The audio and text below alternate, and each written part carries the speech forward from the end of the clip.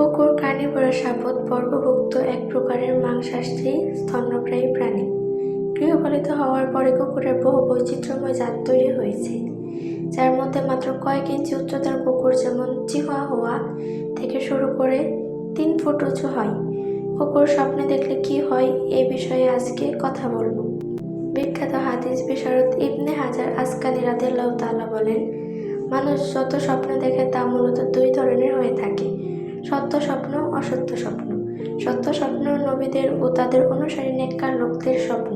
দ্বিতীয় প্রকার হলো মিশ্র ধরনের মিথ্যা স্বপ্ন, যা কোনো ব্যাপারে সতর্ক করে, যেমন শয়তানের খেলা, যা দিয়ে কাউকে ভারাক্রান্ত করে তোলে, ফলে সে দেখে যে তার মাথা কেটে ফেলা হয়েছে। যদি স্বপ্নে দেখে কুকুর তাকে কামড় দেয়, তবে তার সাথে খারাপ কিছু ঘটবে। অবশ্যই তাকে কিছু সদকা করতে হবে, কারণ সদকা মানুষের বিপদ আপদ থেকে হেফাজত করে। যদি একটি কুকুর তার জামা কাপড় ছিঁড়ে ফেলে এমন কিছু স্বপ্ন দেখে, তবে একজন নীচ লোক তার সম্মানহানি করার আশঙ্কা আছে।